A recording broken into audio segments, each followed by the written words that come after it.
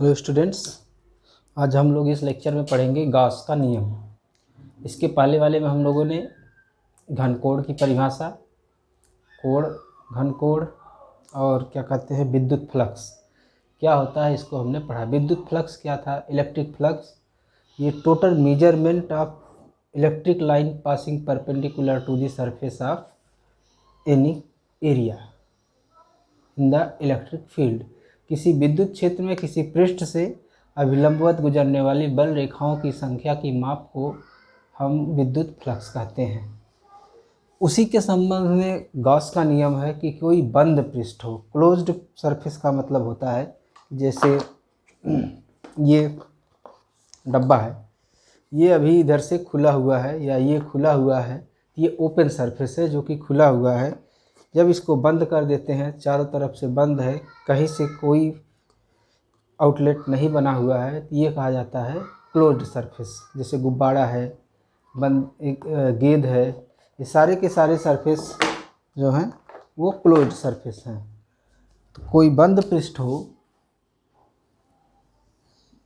मान लीजिए ऐसा है, जैसा यहाँ पर दिया गया है, कंटिन्यूअस बंद पृष्ठ है, इसके अंदर बहुत सारे चार्ज रखे गए हों, Q1 Q2, कोई पॉजिटिव हो सकता है, कोई नेगेटिव हो सकता है।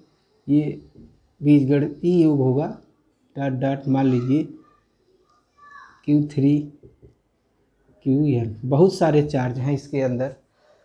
तो सबका अपना अपना इलेक्ट्रिक फील्ड होगा, इलेक्ट्रिक फील्ड होगा तो फील्ड लाइंस होगी, और फील्ड लाइंस होंगी तो विद्युत फ्लक्स एसोसिएट होगा इस पूरे पृष्ठ से। इस पृष्ठ को यस से लिखा जा रहा है। यस स्फीयर भी हो सकता है, सिलेंडर भी हो सकता है, क्यूबॉइड भी हो सकता है, मतलब घन या घनाभ भी हो सकता है। तो गॉस की प्रमेय के अनुसार जो कुल फ्लक्स है फाई 1/ε0 सिग्मा क्यू आई का मतलब है total charge enclosed by the surface. जहाँ sigma Q I is equal to Q1 plus Q2 plus dot dot Qn, यानी पृष्ठ के अंदर स्थित कुल आवेशों का योग। कोई चार्ज अगर बाहर की तरफ है, मान लो ये कैपिटल Q1 कैपिटल Q2 इस तरह से, तो इन चार्जेस के कारण इसका जो विद्युत फ्लक्स होगा वह जीरो होगा। मतलब जो विद्युत फ्लक्स होगा सिर्फ और सिर्फ इन अंदर वाले आवेश के कारण होगा, बाहर वाले आवेश के कारण जो फ्लक्स होगा वह जीरो होगा। यहाँ जो सिग्मा क्यू आई लिखा गया, ये केवल अंदर के चार्ज का जोड़ा जाएगा। यानी सवाल पूछा जाता है कि एक पृष्ठ है, उसके बाहर 100 कूलम, 10 कूलम, 20 कूलम जो भी रखा हो, तो उस आवेश के कारण जो टोटल फ्लक्स होगा वह जीरो होगा। इसको अब हम प्रूफ करेंगे।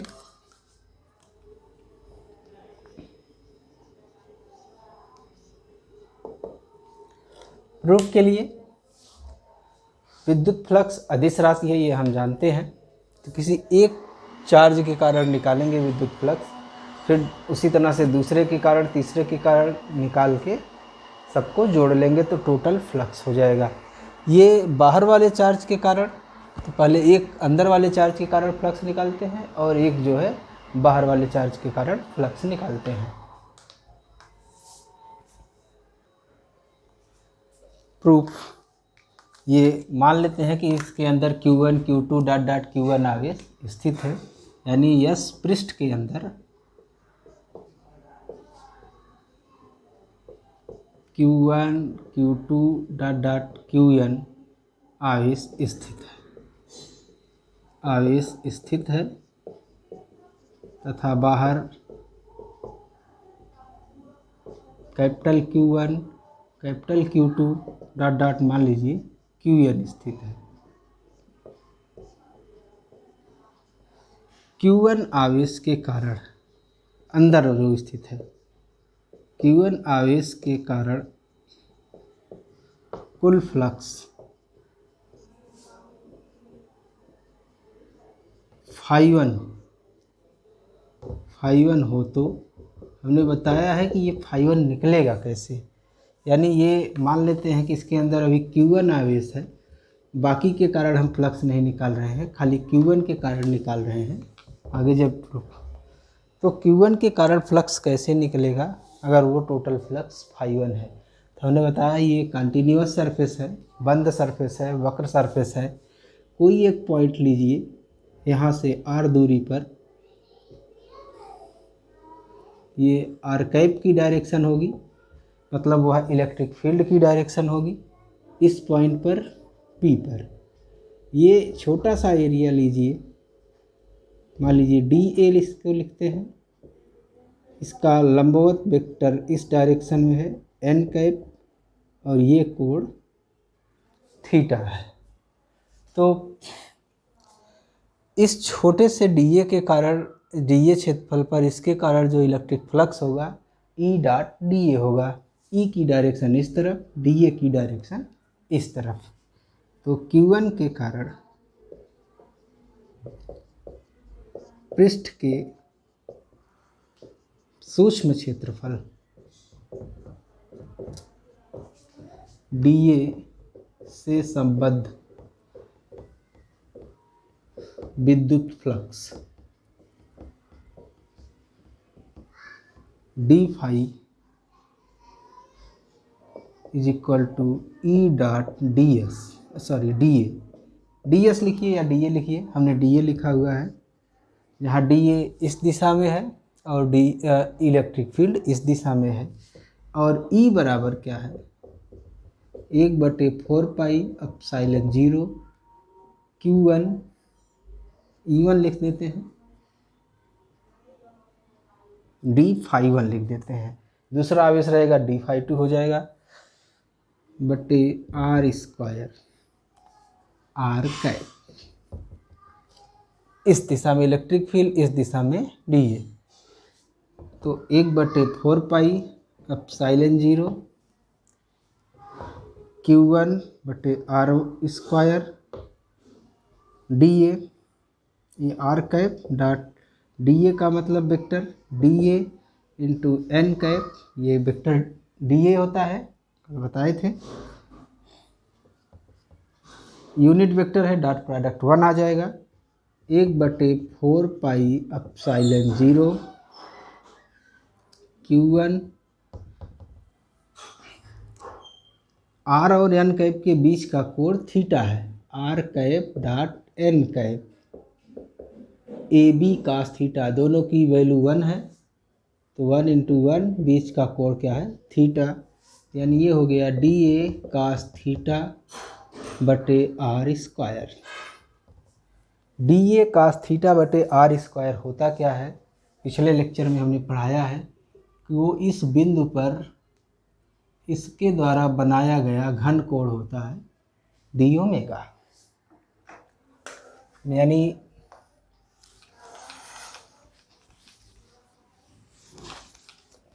दिस इम्प्लाइज d φ1 बराबर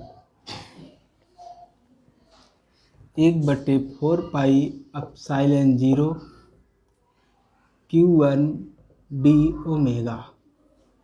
ये हो गया। फाई अगर हम निकालना चाहें तो टोटल पूरे फ्लक्स पर, इस पूरे सरफेस पर इसको क्या करेंगे, इंटीग्रेट करेंगे। जितने इस पृष्ठ पर डी इस तरह से dA मिलेंगे सब पर निकालेंगे और उनको जोड़ेंगे। तो जो φ1 है, इंटीग्रल d φ1 पूरे सरफेस पर 1/4 पाई एप्सिलॉन 0 Q1 कांस्टेंट हो गया, पूरे सरफेस पर d ओमेगा, इसकी वैल्यू बताई गई है। अगर बंद पृष्ठ है, पूरे पृष्ठ से छोटे छोटे जो क्षेत्रफल है उनके कारण जो घनकोण बन रहा है, जोड़ देंगे तो संपूर्ण घनकोण आएगा, और इसकी वैल्यू आती है 4 पाई। तो 1/4 पाई एप्सिलॉन 0 Q1 इंटू 4 पाई, ये कैंसिल हो जाएगा, आएगा 1/एप्सिलॉन 0 Q1। ये हो गया अंदर वाले चार्ज के कारण। जिस तरह से ये φ1 आया है, इसी तरह से φ2, φ3 डॉट डॉट φn भी मिल जाएगा। अब हमको ये दिखा देना है, एक मिनट जस्ट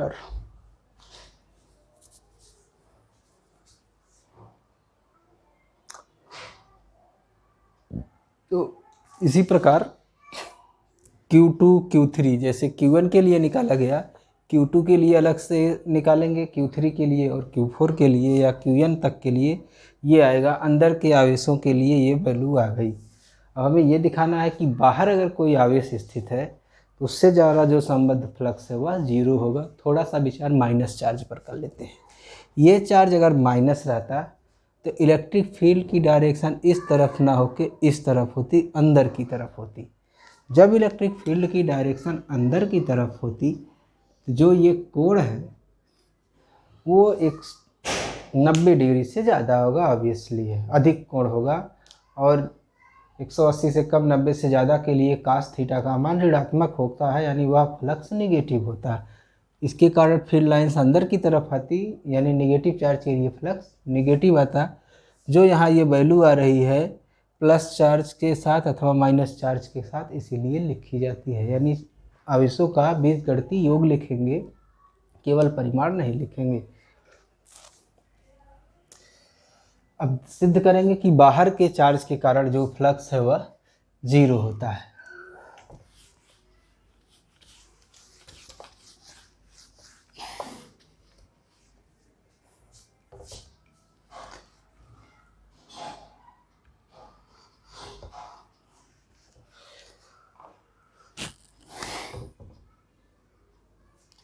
मान लीजिए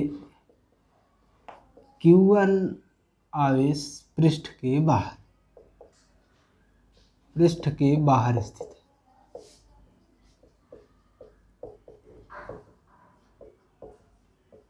ये है Q1। एक चार्ज के कारण हम निकाल लेंगे तो उसी तरह से सारे, एक चार्ज के कारण जीरो दिखा देंगे तो सारे के कारण जीरो होगा। इसके कारण ये पॉजिटिव मान के चलिए, पहले निगेटिव भी रहेगा तो सिर्फ लाइन की डायरेक्शन चेंज होगी। ये फील्ड लाइंस है इसकी, मान लीजिए बहुत सारी फील्ड लाइंस इस तरह से इसकी मिलेंगी। यानी यहाँ पर इसके कारण इलेक्ट्रिक फील्ड इस दिशा में होगा और यहाँ पर इलेक्ट्रिक फील्ड इस दिशा में होगा, कोई दिक्कत नहीं है। यहाँ पर छोटा सा एरिया ले लिया जाए टी,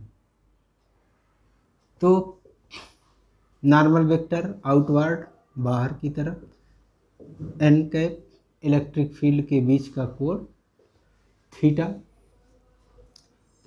ये मान लीजिए जो पृष्ठ है वो DA1 है।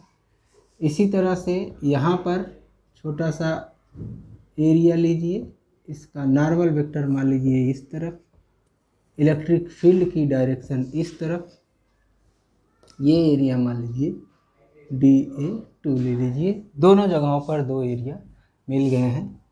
इन बाउंड्रीज को ऐसे क्या कर दीजिए, मिला दीजिए।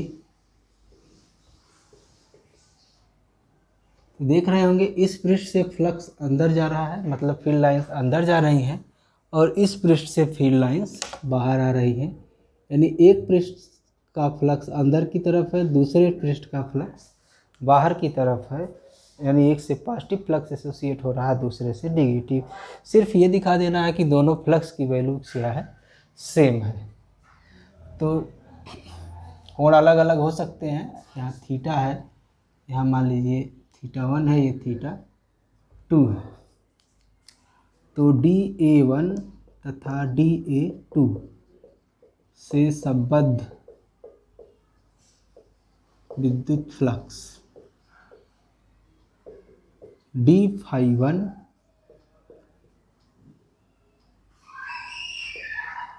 E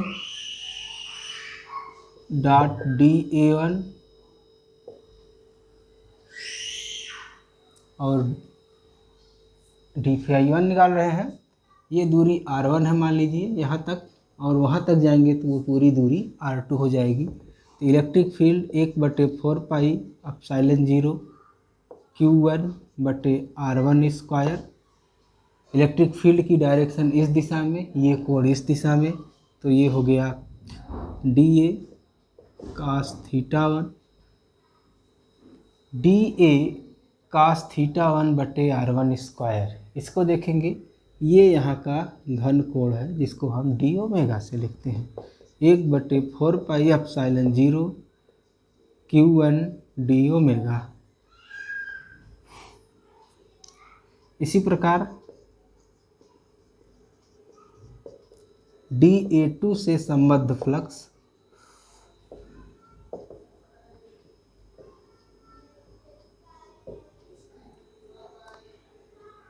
d∅2 E dot ds dA2 1/4πε0 Q1/R2 का स्क्वायर, यहाँ से वो दूरी R2 है। dA2 और E के बीच का कोण थीटा है 2 है, तो cos theta 2 dA2 cos theta 2, ये dA cos थीटा बटे R² ये घन कोण होता है और उसके द्वारा बना घन कोण भी यही है। कोई भी दूसरा आवेश लेंगे इस तरह से आप बना देंगे तो इस एरिया से और इस एरिया से जो बना घन कोण है वो यहाँ पर सेम है, उसी तरह वहाँ पर भी है। यानी यह 1/4πε0 Q1d ओमेगा। तो फ्लक्स की वैल्यू सेम है, बस डायरेक्शन क्या है, एक जगह से पॉजिटिव है तो दूसरी जगह नेगेटिव है। यहाँ पर ये फ्लक्स क्या है, नेगेटिव है, और यहाँ पर ये क्या है, पॉजिटिव है क्योंकि बाहर जा रहा है। अतः Q1 के कारण फ्लक्स, कुल फ्लक्स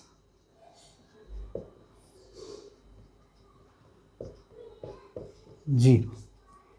जितना फ्लक्स इससे अंदर जा रहा है, इस संबद्ध हो रहा है, उतना ही फ्लक्स इससे बाहर संबद्ध हो रहा है। इसलिए टोटल फ्लक्स क्या हो गया, एक चार्ज के कारण जीरो हो गया। इसी तरह से दूसरे चार्ज के कारण भी निकालेंगे तो जीरो हो गया। जितने चार्ज बाहर होंगे सब से जो फील्ड लाइंस जाएगी अथवा आएगी, अगर ये नेगेटिव चार्ज होता ये लाइंस अंदर की तरफ आती, इधर से इंटर करती, इधर से बाहर निकलती। यहाँ से जितना पॉजिटिव फ्लक्स होता है वहाँ से उतना ही नेगेटिव फ्लक्स होता है। इसलिए नेट आउटवर्ड जो फ्लक्स होता है वह फील्ड लाइंस की माप है वो क्या है, जीरो है।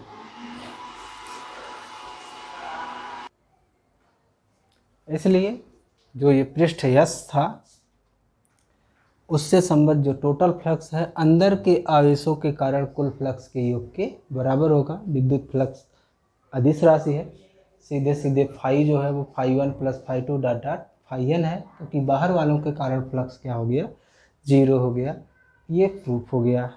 अब कुछ न्यूमेरिकल आते हैं, इनके बहुत आसान से न्यूमेरिकल आते हैं। या एक न्यूमेरिकल पिछले वाले लेक्चर में हमने किया भी था, अब उसको ज़्यादा सॉल्व करने की ज़रूरत नहीं है। ये एक गोला है, किसी भी त्रिज्या का हो, इसके अंदर कहीं भी एक चार्ज Q रखा है। इस Q चार्ज के कारण कुल फ्लक्स क्या होगा, φ1/ε0 Q होगा। मात्रक फाई का जानते ही हैं, E/A है, न्यूटन मीटर स्क्वायर पर कूलाम या न्यूटन पर कूलाम इंटू मीटर स्क्वायर। तो कैलकुलेट करके पिछले वाले में निकाले थे। अब डायरेक्ट आप गाउस की प्रमेय से लिख देंगे कि ये बंद पृष्ठ है, तो इसके अंदर कहीं भी चार्ज हो, स्थिर हो चाहे चल रहा हो, गतिमान आवेश के लिए भी ये नियम सत्य है। जो फ्लक्स होगा फाई 1/ε0 इंटू Q होगा। या ये चार्ज किसी बॉक्स के अंदर रखा गया हो, इस तरह से जो आप बनाते हैं, इस बॉक्स के अंदर कहीं पर स्थित हो चार्ज, तो जो टोटल फ्लक्स होगा इस पृष्ठ, ये जो बॉक्स बना हुआ है उससे संबंध, वह 1/ε0 Q होगा। अंदर बहुत सारे चार्ज रखे गए हैं अलग अलग, 10 कूलाम, -10 कूलाम, 20 कूलाम, 30 कूलाम, सबको जोड़ लेंगे, लेकिन आवेशों का योग अगर जीरो हो गया तो टोटल फ्लक्स भी जीरो होगा।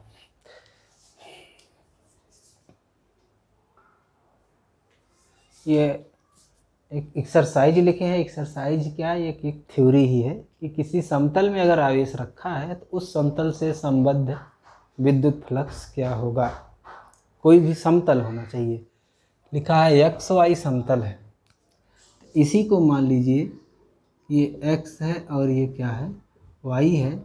इसमें एक कोई भी समतल है, जिसमें कहीं भी एक चार्ज रखा गया है Q, जिसके कारण इस चार्ज के कारण इस पे विद्युत फ्लक्स की वैल्यू ज्ञात करनी है, यानी कितनी लाइंस बाहर इससे फ्लो होंगी, दिखाई देंगी नेट लाइन किसी एक डायरेक्शन में।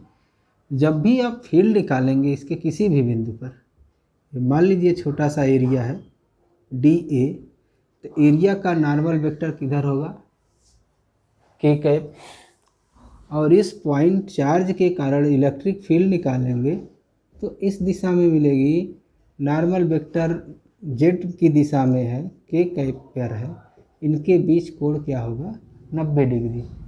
तो प्रत्येक बिंदु पर जो हम निकालते हैं phi integral E dot DA पूरे पृष्ठ का,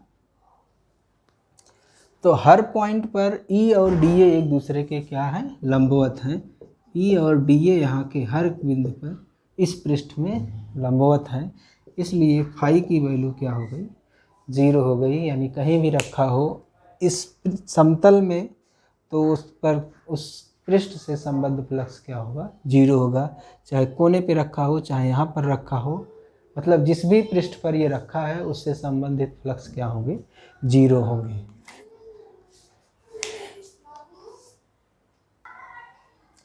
इस तरह के सवाल बनते हैं कि 6 सेंटीमीटर, 7 सेंटीमीटर, 8 सेंटीमीटर जिस भी भुजा का घनाभ दिया रहे, घन या घनाभ, उसके केंद्र पर एक 10 कूलाम का चार्ज रखा गया हो। घन जानते हैं ये इस तरह से है, एक अंदर का होता है और एक बाहर का। इसके सेंटर पर बीच में, यानी विकर्ण जहाँ पर काटते हैं वहाँ पर +10 माइक्रो कूलाम का चार्ज रखा गया है। जब +10 माइक्रो कूलाम का चार्ज वहाँ रखा गया है, जिसकी वैल्यू मान लीजिए क्या है, Q है, ये जान ही रहे हैं बंद पर पृष्ठ है, तो कुल फ्लक्स गॉस के नियम से 1/ε0 टू Q, 1/ε0, ε0 का मान पता है 8.85 × 10⁻12, Q का मान पता है, रख के हम इसको निकाल सकते हैं, जो भी है ये, इसको मान लीजिए क्या है, फाई है। केंद्र पर है, केंद्र की जो पोजीशन होती है वो इसके सभी छह फलकों के एकदम सिमेट्रिक होती है, मतलब जितना एंगल ये बनाएगा उतना दूसरा बनाता है, चौथा, तीसरा, छठवां सब। तो ये सेंटर पर है, एकदम केंद्र में है, जिससे सारे पृष्ठ क्या है, सममित है, तो सभी पृष्ठों से समान फ्लक्स पास आउट होता है। तो किसी एक से अगर हम निकालेंगे तो टोटल का 1/, क्या हो जाएगा, 6 हो जाएगा।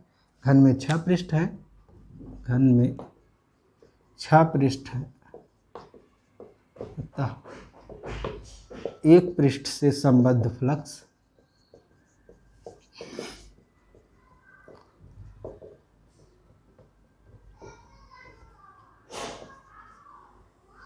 वन कह दीजिए चाहे 10 कह दीजिए, 1/6 फाई, 1/6 ε0 इंटू Q। कैलकुलेशन जब करिएगा लगाने के लिए, कैलकुलेशन के लिए 4π से ऊपर नीचे गुणा कर लिया करिए। होता क्या है कि 1/4πε0 9 × 10⁻9 हो जाता है। 4π का मतलब 4 × 3.14 हो जाता है, और Q का मान दिया ही है 10 माइक्रोफैरड, 10⁻⁻6। इसको हल करना आसान है।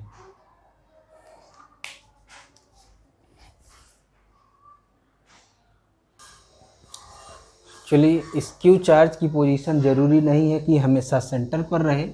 ऊपर हमने सवाल देखिए बदल दिया, लिख दिया कहाँ पर रखा हो, कोने पर रखा हो, यानी यहाँ पर रखा हो चार्ज Q। अब इस पृष्ठ से ये चार्ज 3 पृष्ठों पर स्थित होगा। ये घनाभ तो नहीं है, घन नहीं है लेकिन घनाभ है। यहाँ पर एक चार्ज अगर रखेंगे तो इस पृष्ठ पर भी होगा, इस पृष्ठ पर भी होगा और इस पृष्ठ पर भी होगा। यानी इस चार्ज के कारण इन तीनों पृष्ठों का जो फ्लक्स है वो 0 होगा। बचेंगे 1, 2 और एक ये ऊपर वाला 3 पृष्ठ। उसी तरह से क्यू चार्ज है तो ये पृष्ठ, इसके नीचे वाला पृष्ठ, इससे फ्लक्स 0 हो गया, बाकी तीनों से समान फ्लक्स एसोसिएट होगा।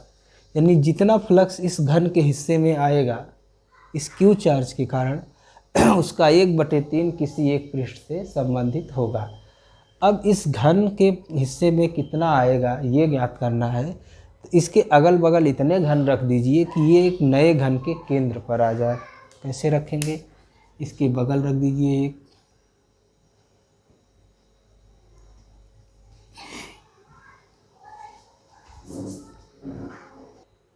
तो जैसा चित्र में दिख रहा है कि इस घन के बगल में एक घन रख दिया गया।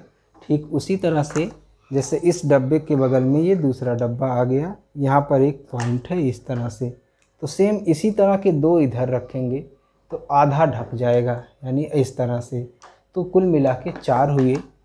यानी क्यू चार्ज की पोजीशन इस तरह से पकड़िए, एक डब्बा इस तरफ हो गया अंदर की तरफ है, बाकी हिस्सा एक ऐसे, एक ऐसे, एक ऐसे, ये सारा पोर्शन अंदर है। तो 4 और ऊपर इसी तरह से रखे जाएंगे, तब ये बीच में कहीं जाके पड़ेगा। जब वो बीच में पड़ जाएगा तो उस समय कुल बॉक्सों की संख्या 8 हो जाएगी। कुल 8 बॉक्सों से जो फ्लक्स होगा फाई, वो होगा 1/ε0 क्यू। एक बॉक्स का जो फाई होगा 1/8ε0 क्यू होगा। और एक बॉक्स के किसी एक पृष्ठ की बात करेंगे तो उसमें 3 पृष्ठ से इससे फ्लक्स संबंध हो रहा था, बाकी 3 से 0 हो रहा था। तो किसी एक पृष्ठ की जब हम बात करेंगे तो 1/3, 1/8, 1/ε0 क्यू, 1/24ε0 क्यू। थोड़ा 3 डायमेंशन पिक्चर है, इसको सोचेंगे बढ़िया से तो समझ में आएगा। इसी तरह से अगर इस क्यू चार्ज को यहाँ पर रख दिया जाता, एकदम यहाँ पर विकर्णों के कटान बिंदु पर, तो एक बॉक्स और यहाँ लगा दिया जाता, काम खत्म। टोटल फ्लक्स जो, और ये किसी एक पर स्थित है तो इससे फ्लक्स 0 रहता, बाकी 5 पृष्ठ हैं उनसे फ्लक्स एसोसिएट होता है बराबर बराबर। तो एक और रखेंगे तो 2 बॉक्स हो जाएगा। जो टोटल फ्लक्स होगा 2 के हिस्से में आएगा, 1 से 1/2 हो जाएगा। किसी एक पृष्ठ से बात करेंगे तो 1/5 हो जाएगा। तो डिफरेंस पोजीशंस में क्यू को रखने पर कितने बॉक्स लगेंगे कि वह क्यू चार्ज सेंटर में आ जाए, उसकी संख्या यहाँ है। फिर जितने पृष्ठों से सब फ्लक्स एसोसिएट हो रहा है वो उनकी संख्या यहाँ है, भाग देंगे तो किसी एक पृष्ठ से प्राप्त हो जाएगी।